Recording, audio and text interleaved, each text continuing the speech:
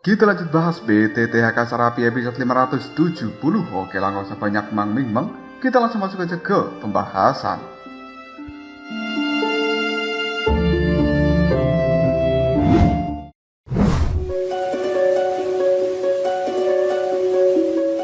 Raut wajah dari banyak orang yang berada di dalam tempat ini melihat pada Xiao Xiao dan juga Xiaolin. Lalu mereka semuanya mengatakan orang jahat ini sebenarnya mereka datang untuk mencari Klan Xiao. Klan Xiao yang sekarang merupakan yang terkuat di dalam benua Doki, dan makhluk jahat itu yang sangat misterius benar-benar datang untuk memburu mereka. Xiao Chen yang merupakan salah satu leluhur dari Klan Xiao tiba-tiba saja maju dan kemudian dia berkata, "Aku adalah orang dari Klan Xiao, mau apa kau?" Detik berikutnya, pung!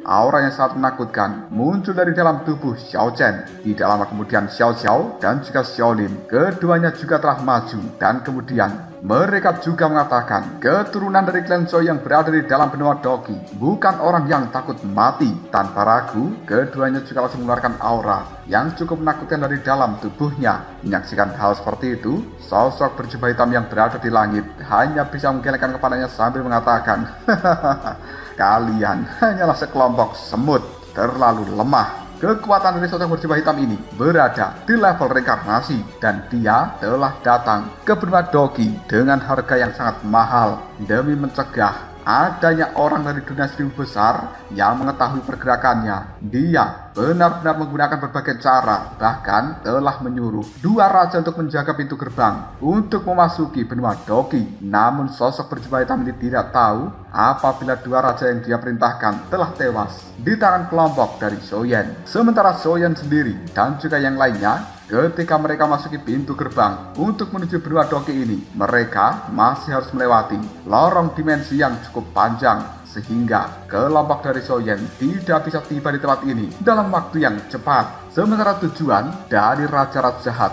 yang menggunakan jubah berwarna hitam ke tempat ini adalah benar-benar menemukan garis keturunan Klan Xiao, sehingga menggunakan garis keturunan itu dengan kebijaksanaan dan juga kecerdasan ras jahat asing, mereka bisa melakukan sebuah sihir untuk menemukan jejak dari Klan Xiao yang telah menghilang dari dunia seribu besar. Pada saat Perang Dunia Pertama, Klan Xiao benar-benar pahlawan yang luar biasa. Dan saat ini, beribu-ribu tahun lamanya dari Perang Dunia Pertama saat itu, seluruh kekuatan dari dunia seribu besar dan juga kekuatan ras jahat asing telah banyak yang pulih, dan mereka, orang-orang dari ras jahat asing maupun orang-orang dari dunia seribu besar, sudah memprediksi kemungkinan Perang Dunia Kedua yang besar akan segera terjadi. Kontribusi dari Klan Xiao di dalam Perang Dunia Pertama memang sangatlah luar biasa. Berbagai serangan yang sangat mematikan dikeluarkan oleh orang-orang dari Klan Xiao tersebut, dan serangan-serangan seperti itu tidak mampu dilupakan dengan mudah di dalam benak dari ras jahat asing. Namun semenjak Perang Dunia Pertama selesai, Klan Xiao menghilang secara tiba-tiba dan juga cukup misterius. Hal ini membuat para ras jahat asing menjadi waspada tingkat tinggi. Apakah sebenarnya Klan Xiao hanya bersembunyi untuk mengelabuhi mereka, ataukah mereka benar-benar menghilang dari dunia? Menghilangnya Klan Xiao ini membuat ras jahat asing tidak berani bertindak dengan cara yang gegabah. Mereka cukup takut apabila masuk dalam jebakan yang dibuat oleh Klan Xiao. Pandangan mata dari orang jahat ini melihat pada Xiao Chen dan juga kedua lainnya sambil mengatakan, "Kau pria yang membawa kapak, pergilah, karena kau bukan tandinganku. Sementara kalian berdua tetaplah bersama dengan diriku." Yang dimaksud mereka berdua adalah Xiao Xiao dan juga Xiaolin. Tanpa ragu lagi, orang jahat ini melambaikan tangannya, dan kemudian energi hitam merah keluar dari dalam tubuhnya langsung berubah menjadi naga hitam merah. Hal itu kemudian meluncur dengan sangat cepat menuju Xiao Xiao dan juga Xiaolin. Meskipun sebenarnya Xiao Xiao dan juga Xiaolin keturunan dari Klan Xiao, tapi mereka bukan keturunan murni. Meskipun begitu, aura dari Shoyan yang berada di dalam tubuh dari keduanya sangatlah kuat, sehingga Xiao Xiao dan juga Xiaolin menjadi incaran dari orang jahat ini. Terutama adalah Xiaolin yang memiliki tato Klan Xiao di dahinya. Yun Yun dan juga Xiao Yixian Keduanya pun saling memandang satu sama lain dan kemudian bergerak untuk memberikan perlindungan pada Xiao Xiao dan juga Xiaolin. Kedua gadis ini tidak peduli apabila mereka harus mati. Dalam sekejap langsung menggunakan seluruh kekuatan yang berada di dalam tubuhnya, lalu memberikan serangan pada naga merah hitam yang telah meluncur ini. Serangan bola energi dari keduanya kini telah sampai di hadapan dari naga merah hitam, dan kemudian naga itu pun meraung dengan sangat keras. Serangan dari Yun Yun dan juga Xiao Yixian menghilang dalam seketika. Raut wajah yang cantik dari keduanya telah berubah menjadi sangat serius. Namun mereka masih tidak ingin menyerah untuk menghadapi serangan naga merah hitam. Detik berikutnya, Xian juga langsung mengatakan kekuatan naga void. Tubuh dari Xian tiba-tiba saja menghilang dalam seketika, dan kemudian sebuah energi telah berubah menjadi bayangan naga berwarna ungu yang besarnya ribuan kaki. Xiao Chen juga tidak ingin kalah. Menggunakan kapaknya, dia berkata, kekuatan kapak darah. Abah Yalau dan juga yang lainnya, mereka semua juga mengeluarkan kekuatan Doki masing-masing, lalu memberikan serangan secara bersama-sama. Namun, ketika serangan gabungan dari orang-orang ini bersentuhan dengan energi yang dipancarkan dari dalam tubuh naga hitam merah, hal tersebut dimusnahkan dalam seketika, seolah-olah seperti ngengat yang bertemu dengan api.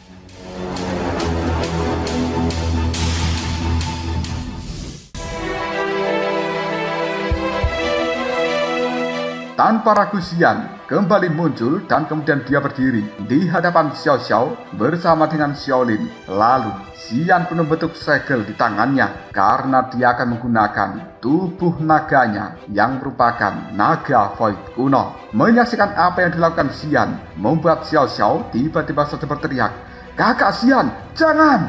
Kau akan mati jika dirimu melakukan hal seperti ini." Xian tiba-tiba langsung berubah menjadi naga emas ungu, dan dia pun kini melirik pada Xiao Xiao sambil mengatakan, tenanglah, kau tidak perlu khawatir, aku tidak akan mati dengan mudah. Tanpa ragu, tubuh naga dari Xian kini telah melesat ke udara dan kemudian bertabrakan dengan naga merah hitam. Saat ini, keduanya telah saling mendorong satu sama lain. Menyaksikan hal seperti itu membuat orang jahat yang berada di langit hanya menggelengkan kepalanya sambil berkata, sungguh langkah yang bosankan. Pergi kalian semuanya dan jangan buang-buang waktuku. Tanpa ragu, orang jahat itu menambahkan kekuatan pada naga merah hitam, dan kemudian tubuh naga dari Xian kali ini telah terdorong mundur. Kemungkinan tidak akan lama lagi tubuh naga dari Xian akan dihancurkan oleh tekanan yang luar biasa dari naga merah hitam ini. Raut wajah dari naga Xian sekarang juga telah terlihat menjadi sangat jelek. Melihat bahwa Xian dalam kondisi yang kesulitan, hal itu membuat Xiao Yixian dan juga Yun Yun tidak menyerah sama sekali. Keduanya kini juga langsung memicu energi terbesar di dalam tubuh masing-masing. Yun Yun kini berteriak, kekuatan lautan peri bunga. Jutaan bunga yang indah kini telah dimunculkan oleh seorang Yun Yun. Kemudian hal itu diluncurkan ke arah langit untuk menahan pergerakan dari naga merah hitam. Sementara Xiao Yixian juga harus mengatakan, kabut beracun pelahap dunia. Sebuah kabut berwarna ungu kini juga telah melesat ke arah langit, dan akhirnya pergerakan dari naga merah hitam kali ini mampu dihentikan untuk sementara waktu. Detik berikutnya, kerak! Sebuah retakan telah muncul di langit. Fluktuasi energi yang cukup misterius menyebar dari dalam retakan tersebut. Hal ini membuat raut wajah dari orang jahat berjubah hitam menjadi sangat jelek, dan kemudian dia berkata, ini kekuatan dari seorang yang berada di level rekarnasi. Bagaimana mungkin dunia rendahan ini benar-benar menarik perhatian dari orang-orang kuat di dalam dunia 1000 besar. Sebuah fluktuasi kekuatan rekarnasi yang sangat mengerikan menyebar, dan hal itu akan menghantam tubuh dari orang jahat berjubah hitam itu. Menyaksikan hal seperti ini, orang jahat berjubah hitam melambaikan tangannya dan dia menggerakkan naga hitam merah miliknya, lalu degar bertabrakan dengan fluktuasi kekuatan rekarnasi. Raut wajah dari orang jahat berjubah hitam ini telah menjadi sangat waspada. Detik berikutnya, pandangan mata dari orang ini melihat ke arah bawah, tempat Xiao Yixian, Yun Yun, dan juga Xian berada. Saat ini ketiganya telah menghilang dalam seketika. Hal itu membuat orang jahat berjubah hitam hanya bisa mengatakan di dalam hatinya, Sepertinya identitas dari ketiga wanita barusan benar-benar tidak rendah.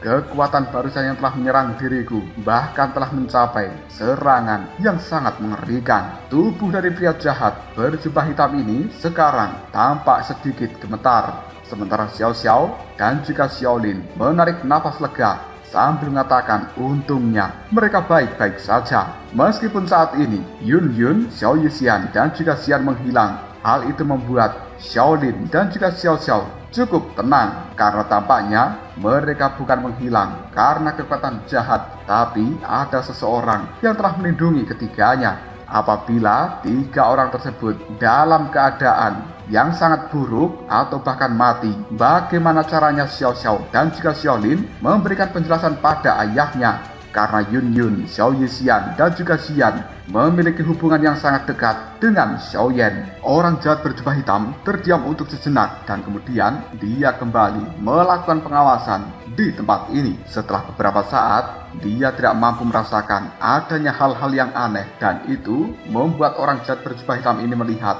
kepada Xiao Xiao dan juga Xiaolin sambil berkata, sepertinya sekarang tidak akan ada orang kuat yang mengambil tindakan dalam waktu singkat. Jadi kalian berdua ikutlah bersama dengan diriku. Wajah orang jahat berjubah hitam ini telah berubah menjadi sangat mengerikan. Dan kemudian dia kembali melambaikan tangannya. Naga hitam merah kembali muncul. Dan kemudian hal seperti ini melesat dengan cepat menuju ke arah Xiao Xiao dan juga Xiaolin. Raut wajah Xiaolin telah berubah menjadi sangat jelek. Lalu dia berteriak, "Kakak, ayo pergi!" Telapak tangan dari Xiaolin mendorong tubuh dari Xiao Xiao. Dan kemudian Xiaolin mengaktifkan kekuatan dari tato klan Xiao yang berada di dahinya. Di sisi lain Xiao Chen, Yalao, serta yang lain, mereka buru-buru bergerak sambil mengatakan, "Kapak darah, lautan api dan awan." Menyaksikan hal seperti itu membuat orang jahat berjubah hitam hanya bisa tersenyum sambil melambaikan tangannya dan kemudian berbagai serangan dari Xiao Chen serta yang lainnya dihancurkan dengan cara yang cukup mudah.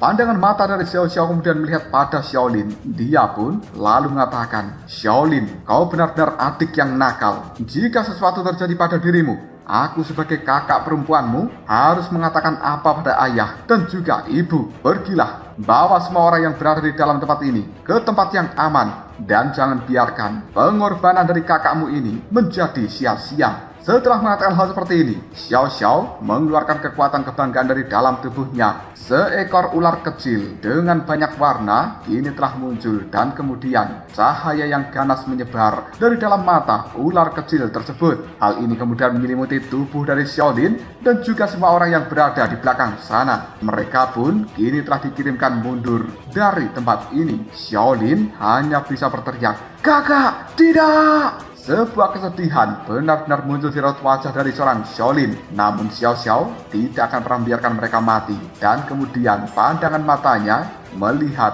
ke arah naga hitam merah yang telah meluncur ke arahnya sambil berkata, "Ayah, kau dulu melindungi kami dan juga melindungi seluruh benua ini. Sekarang aku Xiao Xiao, putrimu, sudah menjadi dewasa dan biarkan aku yang mengambil alih tugas darimu. Piton kecil, berubahlah." Tanpa ragu lagi, ular piton kecil warna-warni kini langsung melompat ke arah langit dan kemudian hal itu menunjukkan perubahan yang luar biasa. Pada akhirnya, hal ini berubah menjadi piton pelan surga 9 warna. Tidak butuh waktu yang lama, piton pelan surga 9 warna memberikan serangan yang dahsyat pada naga hitam merah dan kemudian menghancurkannya dengan cara yang mudah. Adegan seperti ini membuat orang berjubah hitam yang berada di langit cukup terkejut dan kemudian dia mengatakan, "Piton pelan surga 9 warna. Jika begitu gunakan saja darahmu sebagai sumber daya tarik untuk membantu kita menghilangkan jejak dari klan Xiao." Tanpa ragu lagi, orang jahat berjubah hitam ini langsung menjentikan jarinya dan kemudian kekuatan sinar cahaya hitam merah yang sangat menakutkan meluncur ke arah Xiao Xiao dan kemudian pung! Hal itu pun menabrak tubuh Xiao Xiao, membuatnya terdorong mundur dan kemudian gadis cantik ini memuntahkan cairan berwarna merah. Jelas Xiao Xiao sekarang telah terluka parah. Xiao Xiao pun mencoba berdiri kembali dan kemudian dia berkata, Bahkan jika aku mati, maka diriku akan mati dengan cara yang terhormat dan aku akan menjadi pahlawan. Mendengarkan ucapan dari Xiao Xiao membuat orang jahat berjubah hitam ini hanya bisa mengatakan, jika begitu baiklah, aku sebenarnya lebih suka orang yang hidup daripada orang yang mati. Namun, kau kali ini yang sangat keras kepala, akan aku jadikan pelajaran buat mereka semuanya yang menyaksikan adegan ini dengan mata kepala sendiri. Setelah itu, mereka akan benar-benar penuh dengan penyesalan dan memohon untuk tidak dilenyapkan. Saat itu, aku bisa mengambil seluruh kekuatan inti di dalam tubuh mereka masing-masing. Dan dengan cara seperti ini, kerusakan yang disebabkan oleh 7 klan kuno, apalagi klan Xiao, akan bisa dikurangi dengan cara yang luar biasa. Xiao Xiao kemudian berteriak, dasar kau setan, aku tidak akan pernah mati dan aku sebagai seorang ratu yang akan mengirimmu ke dalam neraka. Mata dari Xiao Xiao telah berubah menjadi sangat tajam. Tubuhnya bergetar dengan hebat dan kemudian piton pelan surga yang berada di langit kini telah langsung memancarkan sebuah energi tertentu. Hal seperti itu menarik kemunculan petir dan kemudian petir-petir ini pun langsung diserap ke dalam tubuh dari piton pelan surga dan juga tubuh dari Xiao Xiao. Kekuatan di dalam tubuh mereka berdua meningkat secara bertahap. Namun, orang berjubah hitam yang jahat ini ketika menyaksikan adegan seperti itu hanya bisa menggelengkan kepalanya sambil berkata, tidak ada gunanya kau melakukan hal seperti ini. Sekarang, tidak akan pernah ada orang yang bisa menyelamatkan dirimu. Jika kau mati dan ingin menyalahkan seseorang, maka salahkanlah orang-orang dari klan Xiao. Mereka adalah sumber masalah dari kejadian hari ini. Tanpa ragu lagi, energi hitam dikeluarkan dari dalam tubuh orang berjubah hitam jahat ini. Hal itu kemudian berubah menjadi telapak tangan hitam raksasa yang kemudian meluncur dengan sangat cepat menuju ke arah dari Xiao Xiao. Menyaksikan adegan seperti itu membuat Xiao Xiao tiba-tiba saja berteriak, piton pelan surga 9 warna, mekarlah! Seluruh tubuh dari piton raksasa ini telah langsung mengeluarkan sinar cahaya yang sangat terang. Hal seperti ini kemudian mencoba mendorong mundur seluruh kekuatan yang benar-benar jahat di dalam tempat ini. Shaolin yang berada di belakang sana dan juga terkurung oleh kekuatan dari Xiao Xiao ketika menyaksikan adegan ini hanya bisa berkata, kakak! Yang lainnya pun juga berteriak, Nona Xiao Xiao, yang mulia ratu! Orang jahat berjubah hitam menyaksikan adegan yang cukup menyentuh hanya bisa sedikit tersenyum. Benar-benar konyol. Xiao Xiao pun dengan gagah berani, dia berkata, meskipun aku harus mati, aku akan menyeretmu ke dalam neraka. Ledakan diri dengan darahku, dengan kekuatanku, hilangkan seluruh kejahatan yang berada di dalam tempat ini. Tubuh dari Xiao Xiao langsung mengeluarkan fluktuasi energi yang sangat tidak beraturan. Hal seperti ini juga terjadi pada piton pelan surga 9 warna yang berada di dekatnya.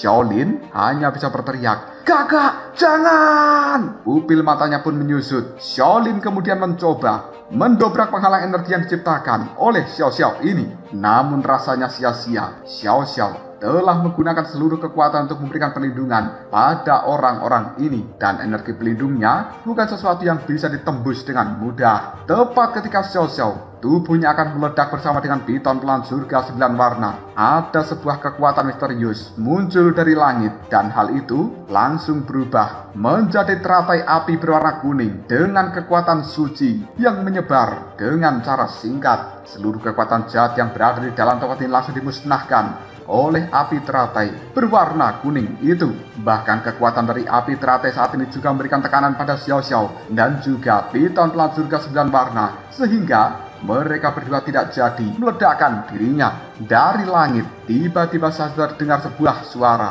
lain kali kau jangan melakukan hal ini. Mendengar suara yang cukup familiar membuat Yalau dan juga orang-orang yang lain menengok ke arah atas. Mereka saat ini telah menyaksikan seorang pemuda berpakaian hitam dengan pedang berat di punggungnya, berdiri dengan cara yang cukup gagah. Untuk saat ini, raut wajah dari semua orang yang berada di dalam tempat ini langsung terlihat cukup senang, karena sebenarnya yang mereka lihat adalah Kaisar Api Xiaoyan. Xiao Xiao yang melihat kemunculan dari ayahnya hanya bisa berkata dengan penuh ketidakpercayaan, apakah ini adalah sebuah ilusi? Xiao Xiao yang tadinya bertekad untuk meledakkan dirinya, tiba-tiba sebuah kekuatan menekan Xiao Xiao dan menggagalkan proses peledakan diri itu. Karena itu adalah kekuatan yang dilemparkan oleh Xiaoyan. Detik berikutnya tubuh dari Xiaoyan yang berada di langit melesat dengan cepat menuju ke arah Xiao Xiao dan kemudian dia memegang wajah dari anak gadisnya ini sambil mengatakan, maafkan ayahmu, sedikit terlambat. Dan kali ini, dengan adanya ayah di tempat ini, tidak ada seorang pun yang bisa menyakiti dirimu. Tangan dari Xiaoyan juga membelai rambut dari putrinya ini. Dan kemudian, Xiaoyan pun memeluk tubuh dari Xiao Xiao erat-erat. Dipeluk oleh seorang Xiaoyan, membuat Xiao Xiao rasa-rasanya masih tidak percaya. Dia hanya bisa melongo. Dan kemudian tangan dari Xiao Xiao mencubit tangan dari Xiaoyan. Hal itu membuat Xiaoyan tiba-tiba melepaskan pelukannya sambil mengatakan, "Hei, apa yang kau lakukan? Kenapa kau mencubit tangan dari ayah?" Barulah saat ini Xiao Xiao tersadar bahwa dia tidak sedang berilusi ataupun berhalusinasi. Air mata telah jatuh di pipi dari Xiao Xiao. Dan kemudian dia berkata,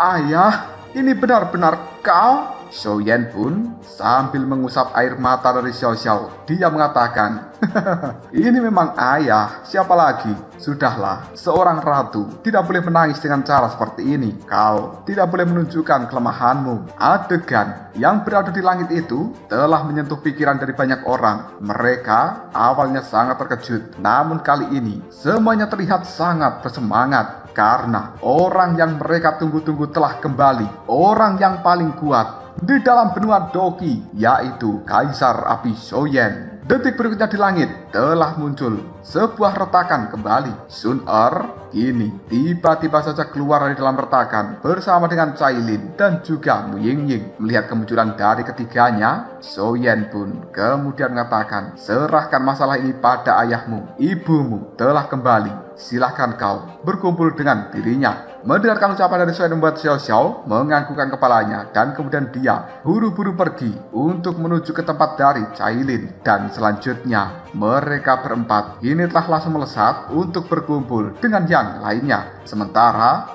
ular piton pelan surga juga telah berubah kembali menjadi ular putih kecil dan masuk ke dalam tubuh dari Xiao Xiao. Alasan kenapa kelompok Xiaoyan sangat terlambat datang ke tempat ini karena memang masih ada jarak antara pintu gerbang dari benua Doki ini. Dan setelah sampai di tempat tersebut, Xiaoyan juga terhalang oleh penghalang energi yang berupa kabut berwarna hitam merah yang menyebar di langit. Untuk beberapa saat, Xiaoyan mencari cara demi bisa menembus penghalang itu, lalu bisa memasuki tempat ini, dan untungnya tidak terlambat sama sekali.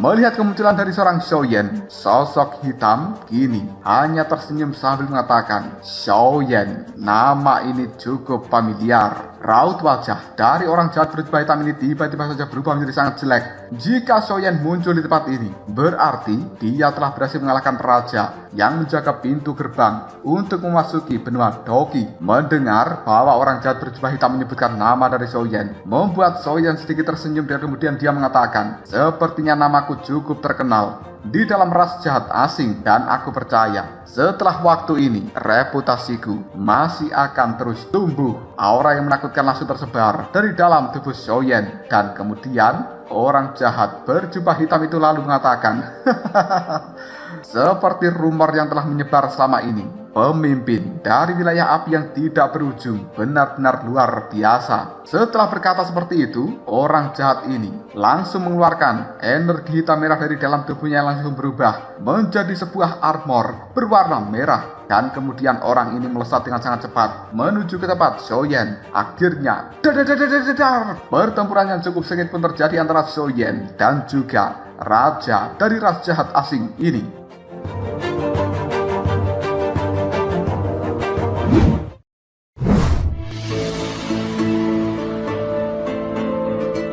Akibat benturan kekuatan dari keduanya, berbagai retakan kini telah muncul di langit, dan pertarungan itu benar-benar terlihat menakutkan. Semua orang yang melihatnya hanya bisa melongo. Apakah ini adalah pertempuran tingkat dewa? Setelah beberapa saat, Xiaoyan bersama dengan raja-raja jahat asing. Mereka sama-sama mengambil langkah untuk mundur. Dan kemudian, raja-raja jahat asing ini pun segera berkata pada Xiaoyan, benar-benar sesuai dengan reputasi. Kekuatanmu hanya berada di tahap menengah bintang 8 dosian, tapi kekuatan tempurmu bisa mengimbangi kekuatan tempurku. Tidak salah jika namamu menyebar dan cukup terkenal oleh kita, para ras jahat asing. Pandangan mata dari Xiaoyan kemudian melihat pada armor yang digunakan oleh raja-raja jahat asing ini. Hal itu membuat Xiaoyan kemudian bergumam, armor merah yang digunakan orang itu seharusnya merupakan senjata jahat. Dengan hal semacam ini, dia bisa menggunakan seluruh kekuatannya tanpa ragu-ragu, akan dibatasi oleh aturan dari dunia ini. Dan sebaliknya, aku yang tidak memiliki perlindungan, kekuatanku setiap kali digunakan dalam jangka yang cukup banyak, hal itu akan ditekan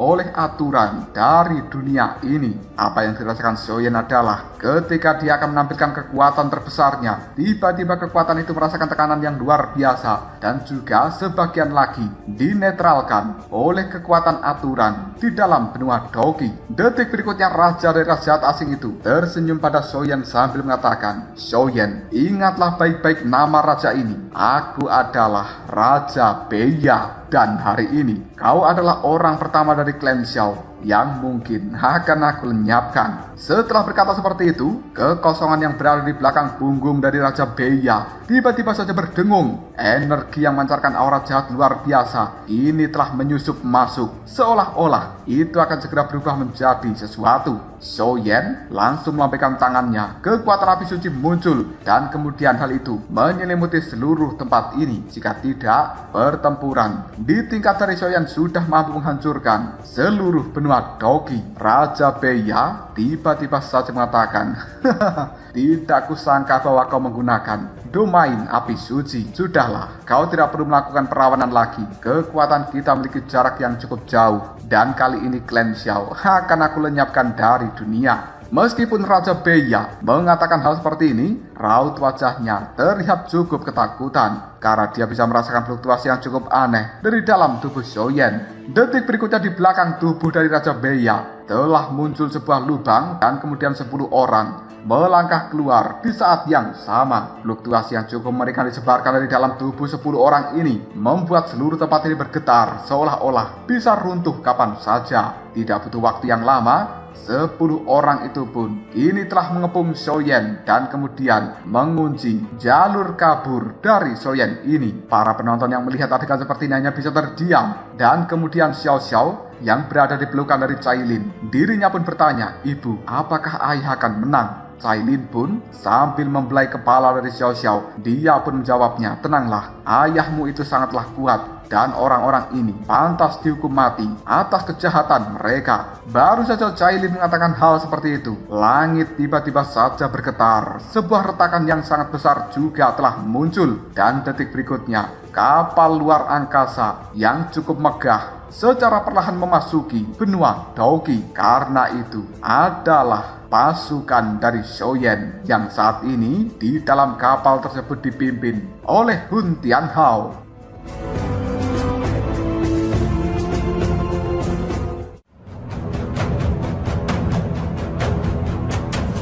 Lalu apakah yang terjadi selanjutnya? Mungkinkah Xiaoyan akan mampu memenangkan pertempuran melawan Raja Beya? Dan bahkan Xiaoyan telah terkepung oleh 10 orang. Jika kalian penasaran, tunggu aja jawabannya di next video. Kau browser. Kita lanjut bahas BTTH Sarabi episode 571.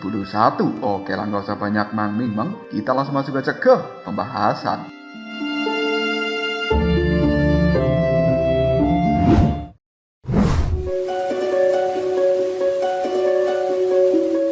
Langit yang berada di benua Doki tiba-tiba saja terbelah, dan kemudian kapal luar angkasa yang sangat besar masuk ke dalamnya. Ekspresi wajah dan juga pandangan mata Raja Beya menjadi sangat jelek ketika melihat kemunculan kapal luar angkasa ini, dan kemudian dia berkata, apa sebenarnya yang telah terjadi? Berbagai aura menakutkan kini telah terkandung di dalam kapal luar angkasa tersebut, yang membuat semua orang yang berada di bawah sana ketika menyaksikan hal seperti ini hanya bisa mengerutkan keningnya. Salah satu dari 10 orang berjubah hitam yang telah dipanggil oleh Raja Beya kali ini mengatakan, Pangeran, situasi ini mungkin telah dilihat oleh orang-orang yang berada di wilayah api yang tidak berujung. Mereka semuanya adalah kekuatan pusat dari wilayah api yang tidak berujung. Kau memiliki status yang sangat terhormat. Cepat pergi dari sini. Jika tidak, nasibmu akan dalam bahaya yang besar. Shou Yan melirik dengan cara yang cukup santai pada 10 orang berjubah hitam yang telah dipanggil oleh Raja Beya,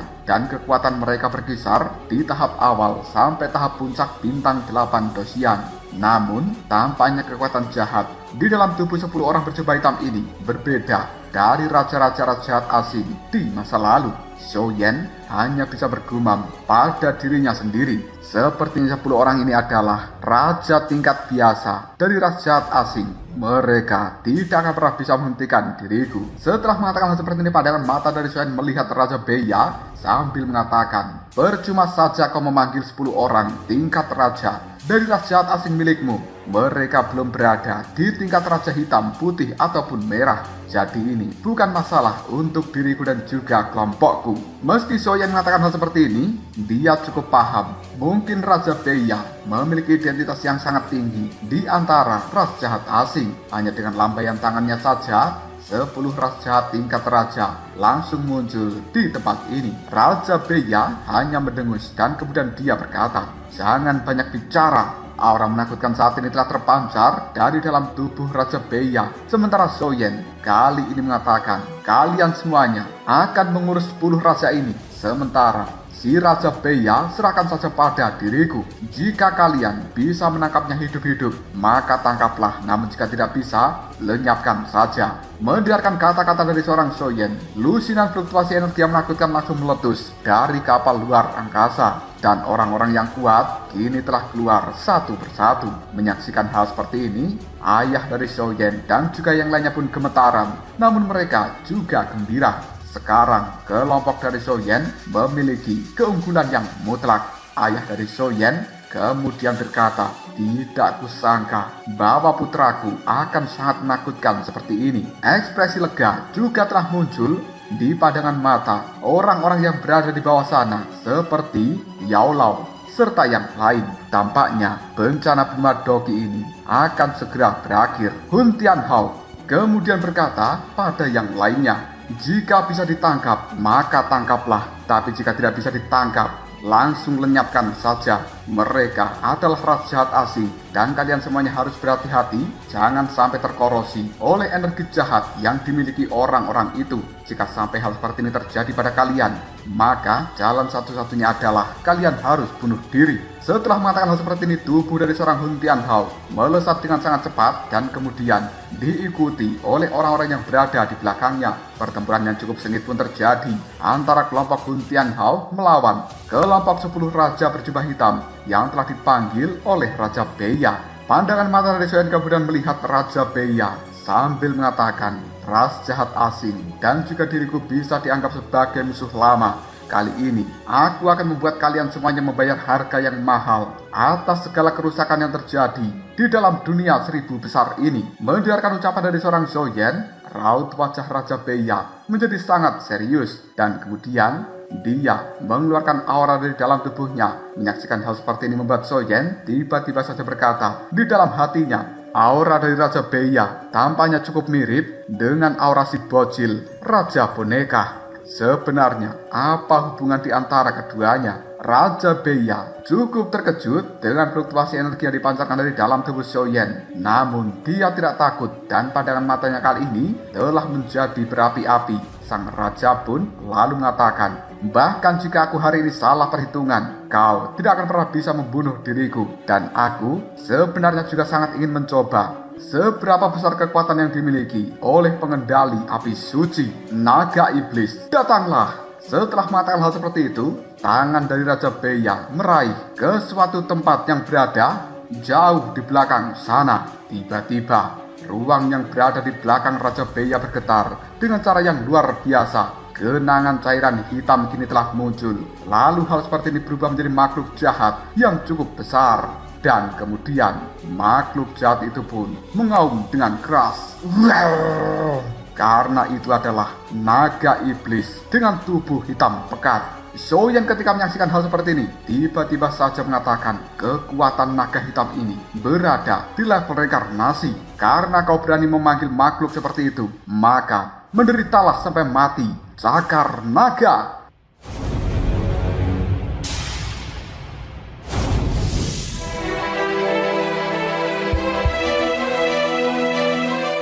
Setelah Soyen meraung, kekuatan petir dan juga kekuatan api suci yang berada di dalam tubuhnya pun melonjak. Kali ini, api suci berwarna kuning menyelimuti tangan dari Soyen dan kemudian dalam sekejap saja tangan Soyen berubah menjadi cakar naga emas.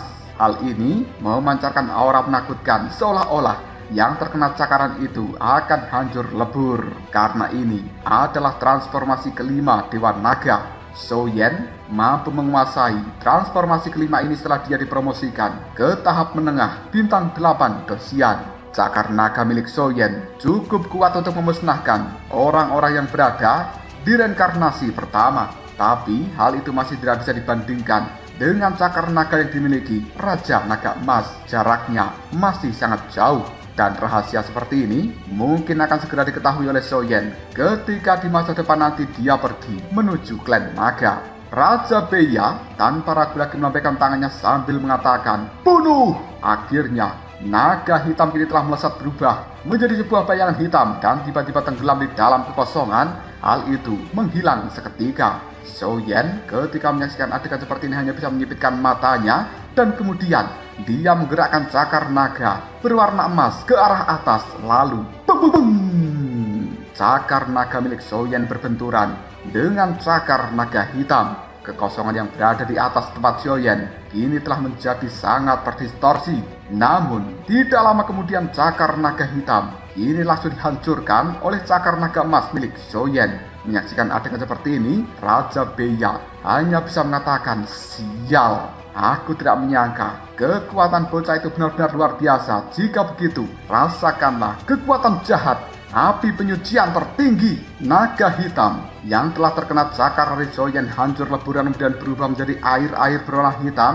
Hal itu pun menetes ke arah tanah dan kemudian semburan kabut berwarna merah kini muncul dalam seketika. Di sisi lain, tepat di dahi dari Raja Beya kini telah muncul simbol berwarna merah. Soyen ketika menyaksikan hal seperti itu menyipitkan matanya sambil berkata, "Simbol merah." Saat ini Soyen menjadi cukup waspada. Kekuatan dari simbol merah bukan sesuatu yang bisa dianggap remeh. Dan bahkan Soyen belum pernah mendengar ataupun melihat simbol seperti ini sebelumnya dari para raja asing yang lain. Namun di saat yang bersamaan di dalam tubuh dari Soyen, kristal api yang berwarna kuning dan juga fluktuasi energi yang berada di dalam cincin Kaisar Api kini berdengung dengan keras seolah-olah terprovokasi oleh kemunculan simbol berwarna merah itu. Aura dari keduanya pun bertentangan dengan aura dari simbol merah dan bahkan fluktuasi energi yang berada di dalam cincin Kaisar Api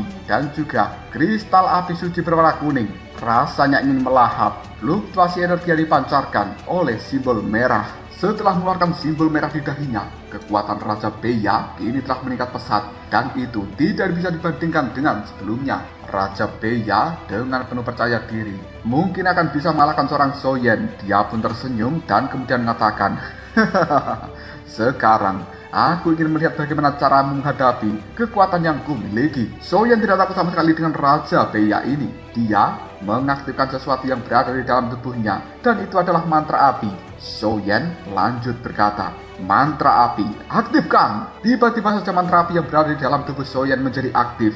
Soyen pun kemudian melemparkan kekuatan api suci ke dalam mantra api ini. Dalam seketika saja, bung, terdengar suara dengungan dari dalam tubuh Soyen. Dan ini adalah pertama kali Soyen menggunakan mantra api ketika kekuatannya telah menyentuh bintang 8 Dosian. Dengan suntikan api suci ke dalam mantra api tersebut, semuanya tampak berbeda. Dan detik berikutnya, pusaran seperti lubang hitam telah muncul di atas kepala dari Soyen. Hal itu kemudian memurnikan seluruh aura jahat yang berada di dalam tempat ini.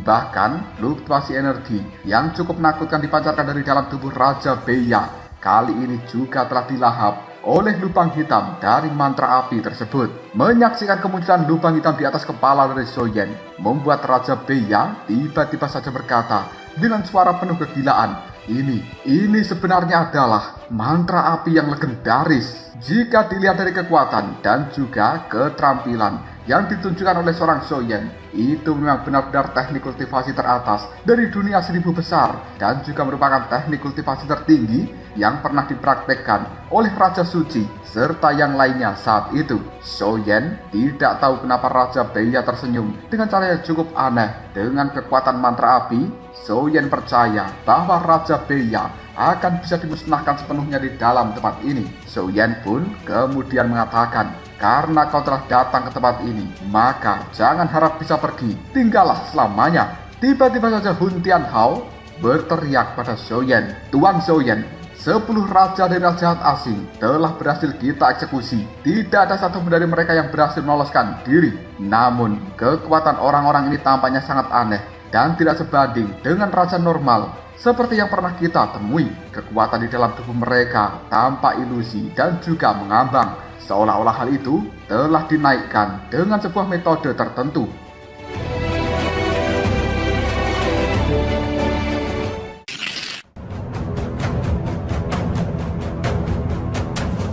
Mendengarkan ucapan dari seorang Hun Tianhao membuat Soyen menganggukkan kepalanya, dan detik berikutnya Soyen kembali terfokus pada Raja Beya. Telapak tangan dari Soyen dilambaikan dan kemudian lingkaran api suci ini telah meluncur dengan cepat lalu menyemburkan kekuatan api yang dahsyat. Hal seperti ini memberikan tekanan pada tubuh Raja Beya. Seluruh sumber kejahatan yang berada di dalam tubuhnya rasa-rasanya akan segera dimurnikan, dan Soyen yang sekarang tampak seperti seorang dewa.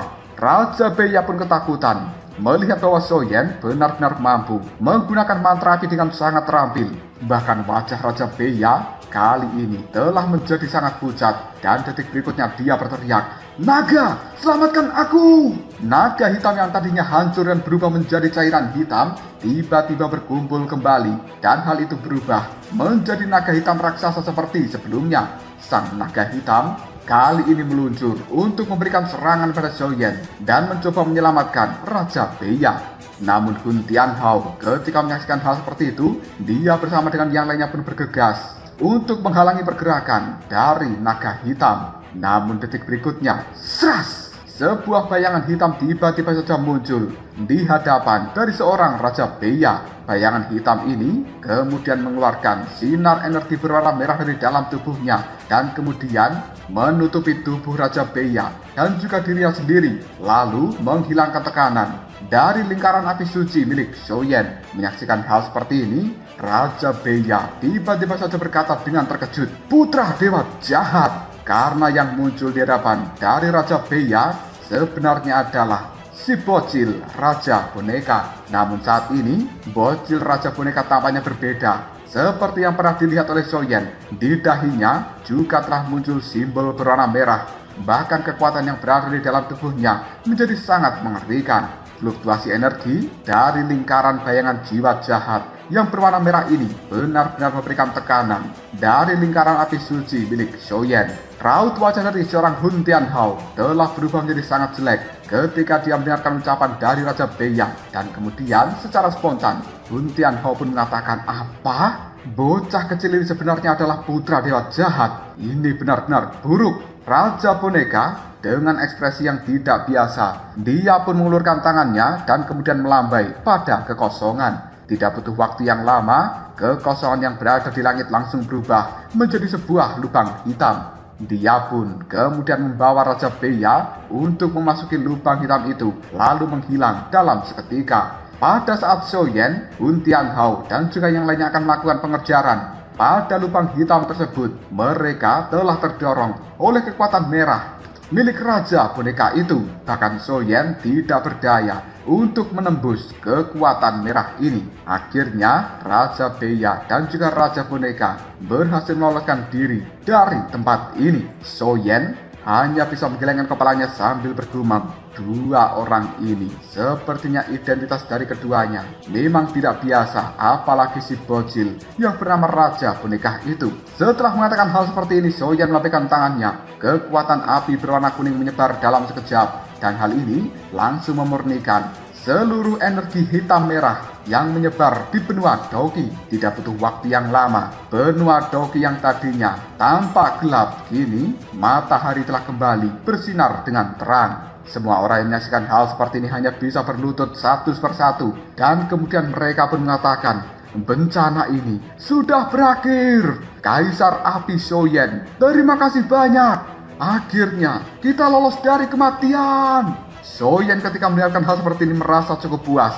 Dia kemudian berkata pada semuanya, karena masalah yang berada di dalam tempat ini sudah selesai, kalian kembalilah pulang ke dalam sekte masing-masing. Mendapatkan perintah dari Xiaoyan, orang-orang ini pun hanya bisa mengangguk, dan kemudian mereka membubarkan diri satu persatu. Sementara Xiaoyan mengajak ayahnya dan juga yang lainnya untuk kembali menuju kerajaan dari Clan Xiao. Kita berpindah pada kota Wutan. Tempat itu merupakan kerajaan dari Clan Xiao berada. Saat ini di dalam sebuah aula yang cukup megah telah berkumpul Xiaoyan bersama dengan yang lain. Ayah dari Xiaoyan memandangi putranya ini dengan cara yang cukup bangga, dan kemudian dia berkata, Yan kau itu benar-benar bocah bau. Bisa-bisanya kau pergi tanpa memberikan kabar pada kita semuanya. Kakak dari Xiaoyan, yaitu Xiaoding dan juga Xiaoli, mereka berdua juga cukup senang melihat kemunculan kembali dari adiknya ini, dan keduanya pun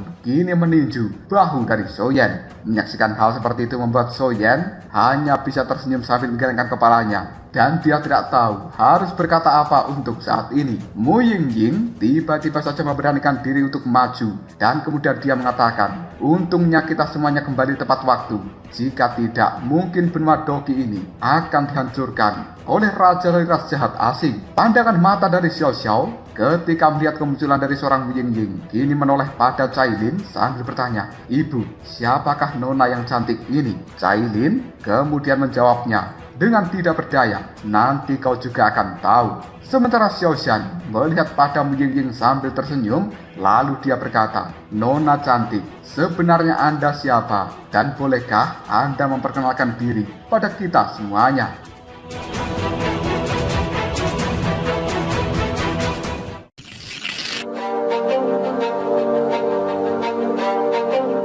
Xiaoyan tiba-tiba meraih tangan dari Mu Yingying, dan kemudian dia melihat pada ayahnya, yaitu Xiao Shan, dan juga gurunya Yalao sambil mengatakan, Ayah, guru, ini adalah menantu ketigamu. Xiaoding dan juga Xiaoli sebagai kakak dari Xiaoyan tiba-tiba raut wajahnya penuh keterkejutan. Secara spontan mereka berkata, apa?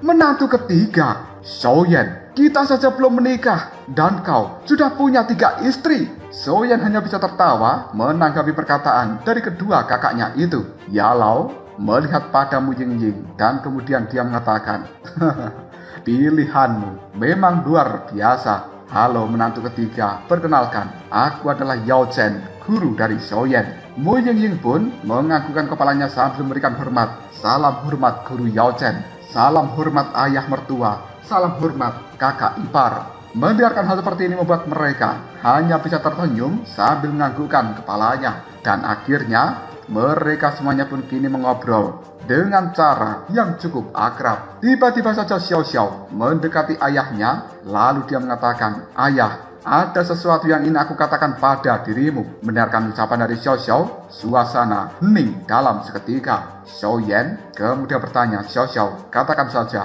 Tanpa ragu lagi, Xiao Xiao kemudian berkata, Bibi Yun Yun, Bibi Xiao Yixian, dan juga kakak Xian, mereka pada awalnya berada di tengah pertempuran. Namun tiba-tiba saja, saat retakan di langit muncul, ada sebuah fluktuasi energi misterius, lalu membawa mereka bertiga dan menghilang dalam seketika. Mendengarkan ucapan dari seorang Xiao Xiao, membuat raut wajah Xiaoyan terlihat cukup panik, dan secara spontan dia berkata, apa? Menghilang? Sebenarnya siapa yang telah membawa pergi mereka bertiga? Xiaolin kali ini juga berkata, Ayah, mereka bertiga tampaknya telah diselamatkan oleh seseorang yang bersembunyi di balik kehampaan. Namun jika dilihat dari situasinya, aku bisa menebak bahwa ketiga bibi seharusnya tidak ada yang salah dengan mereka. Dan level kekuatan dari aura misterius itu juga bukan sesuatu yang bisa dipahami oleh kita semuanya. Mendengarkan ucapan dari Xiaolin membuat Xiaoyan merasa cukup lega. Dan kemudian dia pun kali ini mengatakan mereka bertiga telah menghabiskan banyak upaya untuk mengelola seluruh benua Doki ini selama bertahun-tahun. Aku cukup yakin bahwa orang yang telah menyelamatkan mereka bertiga bukanlah orang biasa. Kemungkinan mereka bertiga akan baik-baik saja dalam beberapa hari ke depan. Kita yang berada di dalam tempat ini tidak perlu mencemaskan tentang hal itu. Lebih baik kita berpesta saja, merayakan kemenangan hari ini. Semua orang cukup setuju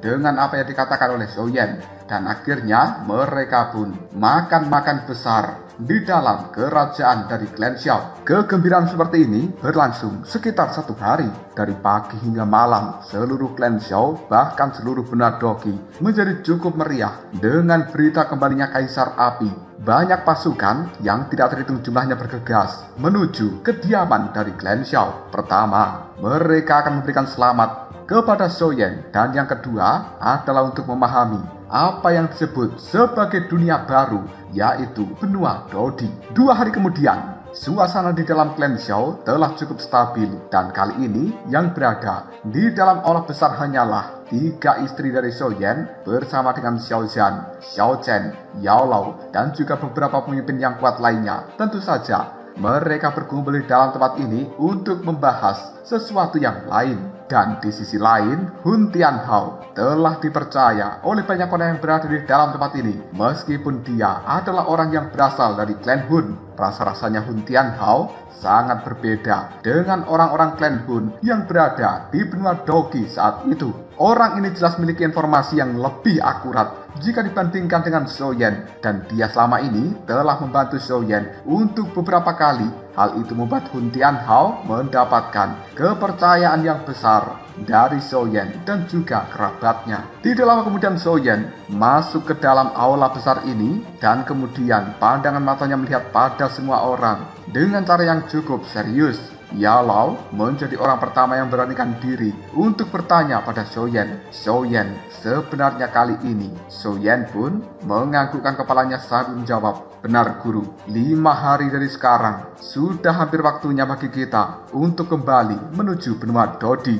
Sebuah jejak kekhawatiran kini telah terlintas dalam pandangan mata dari Xiaoyan. Yang menjadi perhatian Xiaoyan saat ini bukan hanya keselamatan dari benua Doki, tapi dia juga memikirkan 3 orang yang telah menghilang, yaitu Yun Yun, Xiao Yixian, dan juga Xian. Ketiganya memiliki hubungan yang cukup dekat dengan Xiaoyan. Bagaimanapun juga Xiaoyan tidak akan pernah membiarkan mereka bertiga terjatuh di dalam sebuah bahaya. Namun, Xiaoyan percaya bahwa mereka saat ini berada di tangan orang yang tepat. Dan ketika mereka bertiga kembali bertemu dengan Xiaoyan, maka masalah lama dan juga masalah baru akan diselesaikan. Mungkin itu adalah masalah yang berkaitan dengan perasaan. Entah Xiaoyan akan menikahi Xiao Yixian, Xian, dan juga Yun Yun, tidak ada yang tahu dalam hal ini. Jika memang iya, maka istri dari Xiaoyan akan menjadi 6. Wow.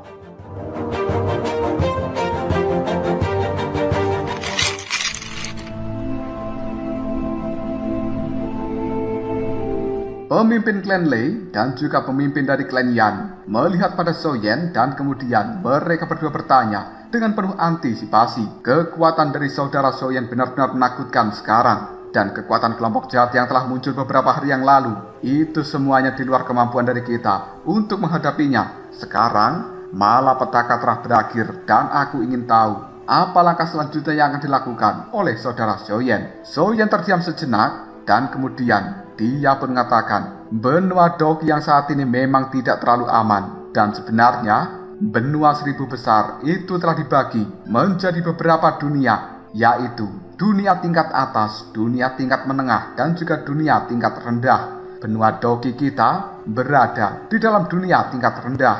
Dari ketiga dunia tersebut memiliki sebuah pembatasan yang dinamakan sebagai pembatas dunia, sehingga membuat kita tidak punya banyak waktu untuk bisa tinggal di dalam dunia ini. Dan kita memang harus segera kembali menuju benua Dodi. Mendengarkan ucapan dari Soyen membuat semua orang hanya bisa terdiam dan situasi di dalam tempat ini menjadi cukup hening. Tiba-tiba saja pandangan mata Soyen melihat pada Hun Tianhao, lalu dia memiliki sebuah ide di dalam benaknya dan bertanya pada pemimpin dari klan Hun ini, Senior Hun Tianhao, apakah kau pernah mengetahui atau bahkan memiliki sebuah cara untuk menaikkan level dari sebuah dunia? Misalnya, supaya benua Dogi yang berada di dunia tingkat rendah ini bisa naik level ke dunia tingkat menengah atau bahkan ke dunia tingkat tinggi sehingga bisa sejajar dengan benua Dodi. Ditanya seperti itu oleh seorang Soyen, raut wajah dari Hun Tianhao telah berubah menjadi sangat serius. Dia terdiam sebelum pada akhirnya mengatakan, meningkatkan level dari sebuah dunia. Melakukan hal seperti ini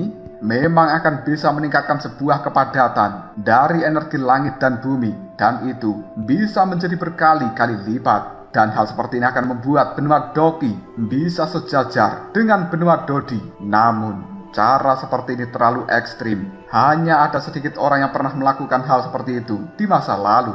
Ngomong-ngomong, aku teringat dengan kata-kata dari salah satu tetua yang berada di dalam klan Hun milikku. Dia secara tidak sengaja mendapatkan sebuah buku kuno. Di dalamnya ada catatan yang berisi tentang cara meningkatkan level dari sebuah dunia dari level rendah mencapai level tingkat tinggi, dan itu membutuhkan sebuah benda yang bernama inti dunia. Mendengarkan hal seperti ini membuat raut wajah Soyen menjadi serius dan kemudian dia mengatakan inti dunia. Hun Tianhao menganggukkan kepalanya dan sambil mengerutkan alisnya, dia pun menjawab, kelahiran dari inti dunia itu sangatlah istimewa. Karena sebenarnya benda seperti ini hanya akan muncul di dalam lautan 10.000 tahun. Bahkan peluang kemunculannya juga sangat tipis. Ada sebuah tempat yang bernama benua Yuanhai. Tempat itu cukup jauh dari benua Dodi dan dikatakan bahwa di dalam lautan dari tempat itu terdapat sumber daya yang sangat berharga selama beberapa generasi. Namun sumber daya ini sangat sulit untuk didapatkan karena itu adalah sebuah harta karun yang langka. Lagi pula,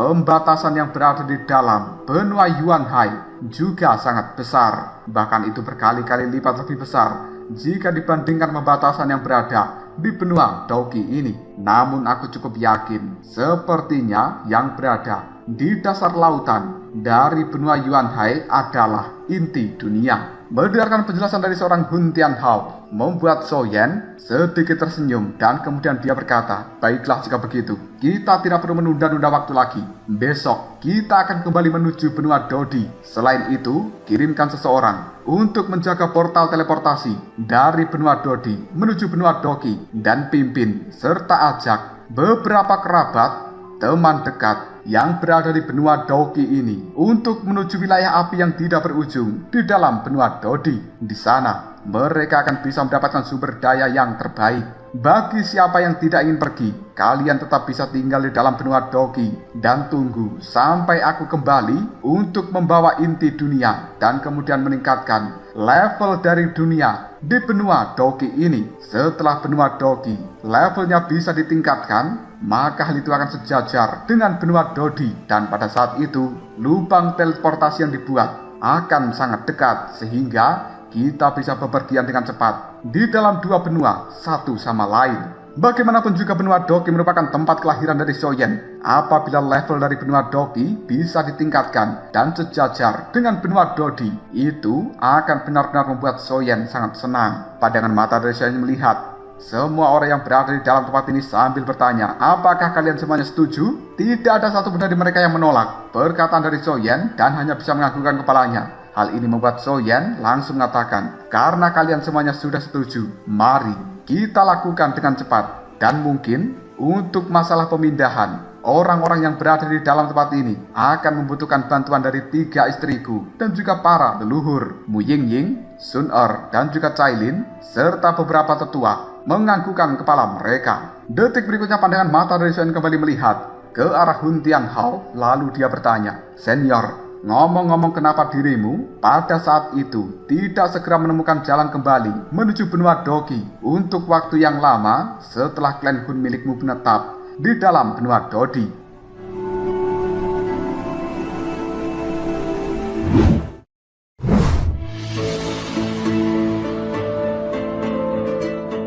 Hun Tianhao hanya bisa menggelengkan kepalanya sambil mengatakan, saat itu perang antara langit dan bumi baru saja berakhir. Kekuatan di dalam klan masing-masing benar-benar hancur dan kita membutuhkan waktu yang lama untuk memperbaiki kehancuran ini. Namun, pada saat kekuatan kita telah pulih, kita telah mendengarkan berita dan juga mendapatkan informasi bahwa ras jahat asing telah mengirimkan personel yang kuat untuk berjaga di dalam lubang teleportasi antara benua Dodi menuju benua Doki. Selain itu, benua Dodi juga terus memiliki perselisihan satu sama lain. Orang-orang yang berkuasa terus berubah-ubah sehingga membuat kita tidak berdaya mengatasi hal semacam ini. Dan informasi terakhir kali yang aku dapatkan adalah lubang teleportasi dari benua Doki menuju benua Dodi telah runtuh dikarenakan ada makhluk yang sangat menakutkan yang menempati ruang itu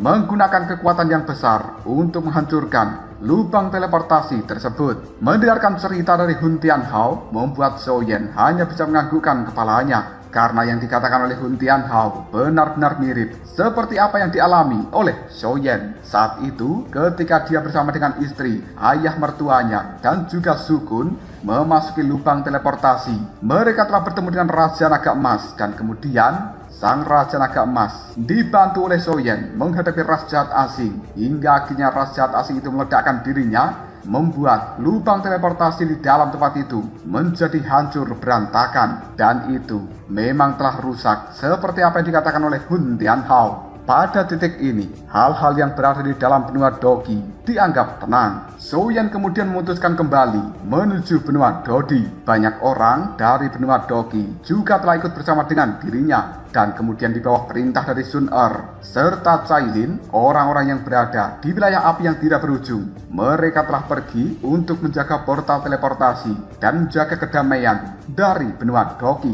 Adapun Yalau serta beberapa orang yang lain tetap memilih tinggal di dalam benua Doki dan tidak ikut berpindah menuju benua Dodi. Sementara Xiao Xiao dan juga Xiaolin, mereka adalah prioritas utama karena di dalam benua Doki sumber dayanya sangat terbatas, sehingga Xiao Xiao dan juga Xiaolin ketika berada di dalam wilayah api yang tidak berujung akan mendapatkan sumber daya yang besar yang akan membuat kekuatan di dalam tubuh mereka meningkat dengan pesat. Bagaimanapun juga kedua orang ini adalah putra dan putri Zhou Yan. Bakat dan juga kekuatan di dalam tubuhnya tidak bisa dibandingkan dengan yang lain. Dengan adanya sumber daya yang besar itu, maka mereka akan bisa meningkat dengan pesat. Pada akhirnya, Xiao Xiao dan juga Xiaolin bisa menempatkan diri dengan baik di dalam wilayah api yang tidak berujung. Mereka saat ini juga cukup akrab dengan Mu Yingying sebagai ibu ketiga. Akhirnya, keluarga Zhou Yan ini benar-benar cukup harmonis. Adapun Zhou Yan sendiri setelah menyiapkan sesuatu yang berada di wilayah api yang tidak berujung dan juga benua Doki, dia pun bergegas menuju benua Yuanhai. Karena peningkatan level dari benua Doki tidak bisa ditunda lagi.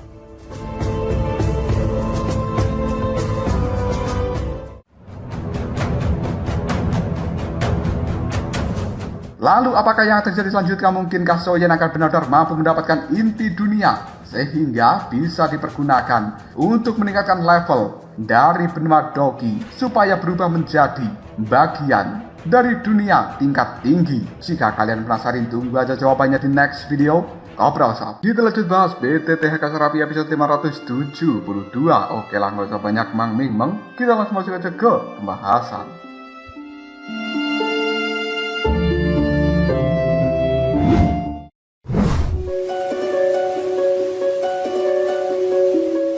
Cerita kali ini dimulai dari benua Yuanhai, dan benua itu terletak di bawah kuasa hukum dari dunia abadi dalam dunia 1000 besar ini. Jaraknya ribuan mil jauhnya dari benua Dodi. Meskipun tempat itu tidak kaya, namun juga merupakan tempat yang cukup sejahtera, dan yang pasti adalah lokasi yang sangat subur. Tidak ada terlalu banyak intrik di dalam tempat itu, dan semua orang terfokus pada budidaya kekuatan abadi. Yang paling penting adalah tempat ini tidak termasuk dalam kategori dunia manusia, tapi itu adalah wilayah yang dikelola oleh dunia abadi. Di antara 7 dunia, persaingan cukup sengit dan juga saling bermusuhan. Namun masalah ini tentu saja tidak sulit bagi seorang Zhou Yan. Reputasinya telah menyebar menyebar di berbagai dunia sehingga Xiaoyan bisa dengan mudah untuk memasuki berbagai dunia itu. Dia menggunakan cara yang bagus dan dengan cepat datang menuju benua Yuanhai.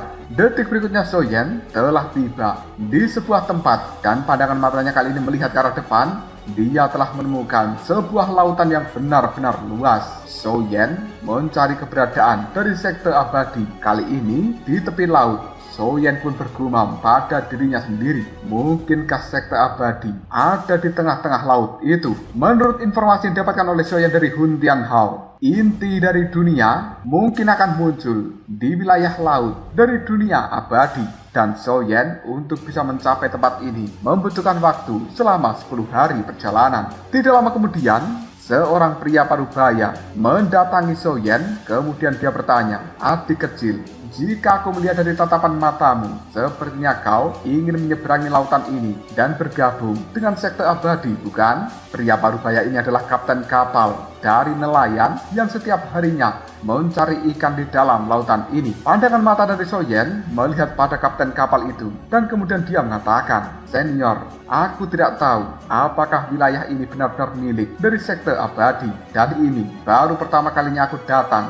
Mungkin senior bisa memberikan penjelasan pada diriku." Kapten kapal kemudian menganggukkan kepalanya dan dia pun berkata dengan suara yang cukup serius pada Xiaoyan, "Sejujurnya sekte abadi, mereka selama ini dikenal sebagai sekte abadi laut dan itu adalah sekte terkuat di dalam benua Yuanhai. Tidak ada yang tahu berapa banyak murid dan juga keabadian yang berada di dalam sekte abadi itu. Tapi setiap kali ada bencana di dalam benua ini, maka mereka adalah orang pertama yang akan muncul untuk meredakan bencana itu.